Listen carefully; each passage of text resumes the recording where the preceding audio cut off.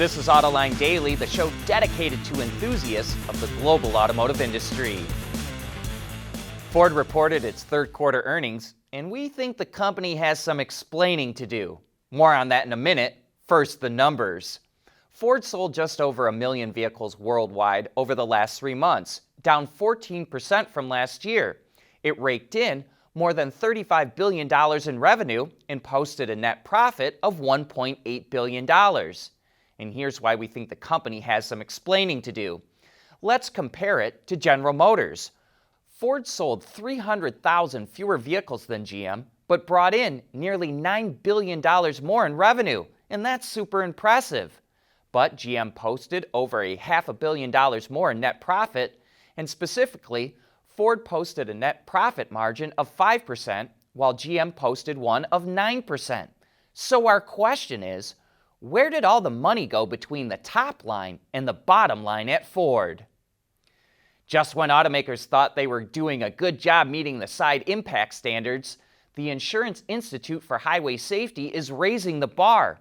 It's introducing a new, tougher side impact test that addresses higher speed accidents. The current test smashes a 3,300-pound barrier into the side of a vehicle at 31 miles per hour. The new test uses a 4,180-pound barrier that hits the car at 37 miles per hour.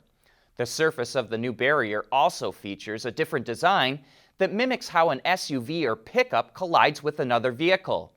The IIHS just tested 20 small SUVs using the new procedure, and only one, the 2021 Mazda CX-5, earned a good rating. For comparison, all of the SUVs earned a good rating in the old test.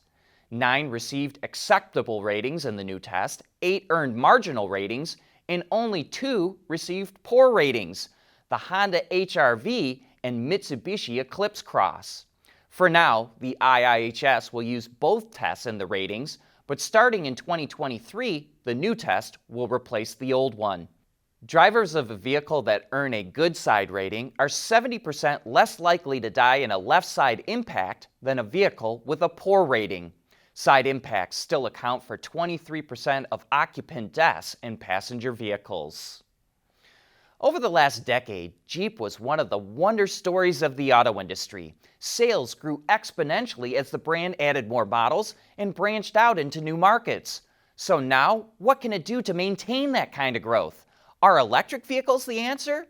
We'll be getting into that later this afternoon on Autoline After Hours with Jim Morrison, who heads up the Jeep brand in North America.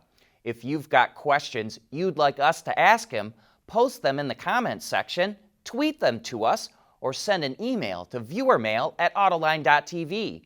Then join John and Gary for some of the best insights into what's going on in the automotive industry.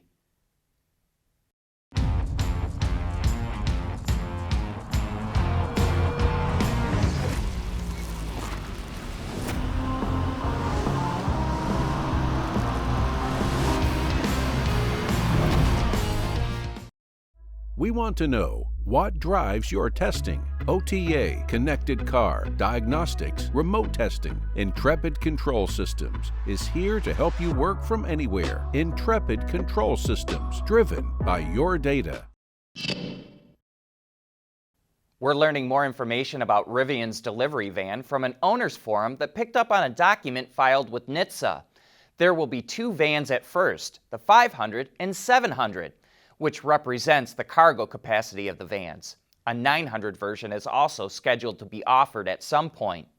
It also notes the 500 will be available in left and right-hand drive variants.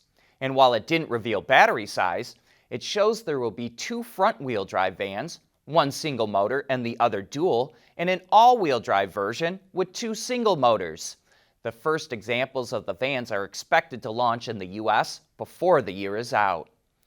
And now let's shift over to Honda, who's racing into SEMA with a prototype version of its new turnkey Civic Si race car that's designed for touring car competition. The car doesn't feature a sunroof, soundproofing, underbody coating, and seam sealer, which reduces weight and makes it easier to install the roll cage. After that, it gets all sorts of performance and safety components. But if racing is not your thing, but you still want that really sporty look, Honda's showing a number of cosmetic accessories for the Civic Si that will be available through dealerships, including front and rear spoilers, as well as black wheels and new emblems and logos. With overlanding being the new hotness, it's also showing how you could equip the Passport and Ridgeline for that sort of thing. And this being Honda, it will have an Africa Twin all decked out for overlanding too. But its really cool car is a 1996 Accord wagon that's been slammed to the ground and has a $6,500 Civic Type R crate engine shoehorned under the hood. It's even painted to look like the Japanese touring car championship winning Accord from the same era. SEMA kicks off in Las Vegas next week. Hyundai Mobis, the parts and service arm of the Hyundai Group, is showing off some cool technology. Its new HD lighting system has the ability to turn off individual pixels, which creates a gap in the beam so it doesn't blind other road users like we've seen from Audi. But it goes beyond that. A projector system has the ability to display icons on the road that provide information to the driver, as well as pedestrians and other drivers. For example, it could project an image that indicates there's a slippery spot in the road or construction up ahead. But we think the coolest examples are the ability to show lane markings at night, turn signals, and even the width of the car so you can know if your car can fit into a tight spot.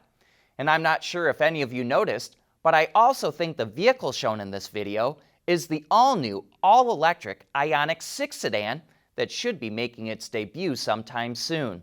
Let us know what you think. The other tech from Hyundai Mobis is what it calls an e-corner module. It's a wheel assembly that incorporates the steering, braking, suspension, and drive motor components into one unit. And with the ability to turn up to 90 degrees, it allows the vehicle to move sideways or even rotate in place. The Hyundai Group has plans to get into PBVs, or purpose-built vehicles, like mobility shuttles.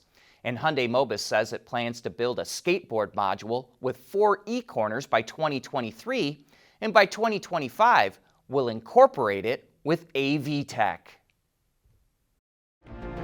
Mobility is becoming electric, connected, and autonomous, just like the manufacturing world. But will always be one thing: a reliable partner for our customers.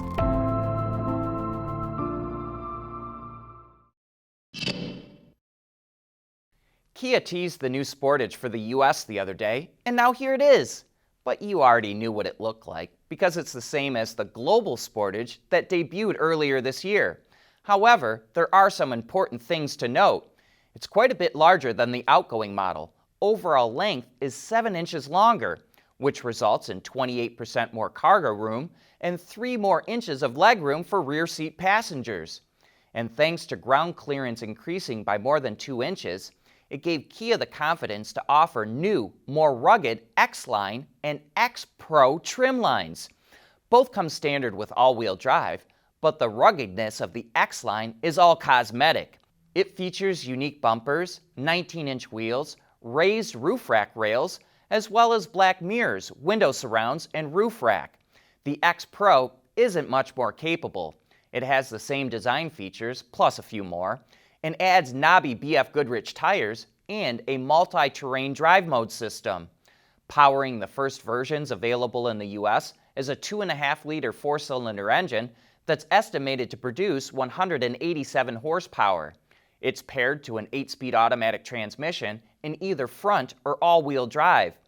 But Kia says, stay tuned for the LA Auto Show that starts on November 19th, because it will reveal more information about the Sportage Hybrid.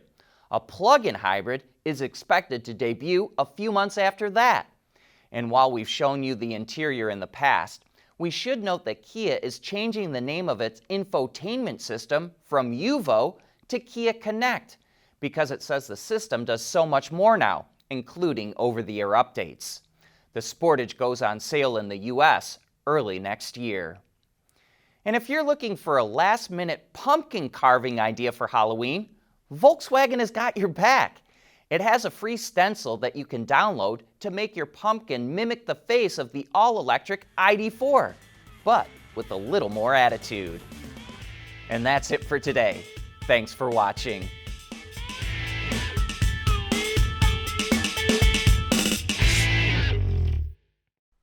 Autoline Daily is brought to you by Bridgestone, solutions for your journey. Intrepid Control Systems, over-the-air engineering, boost your game. And by Scheffler, we pioneer motion.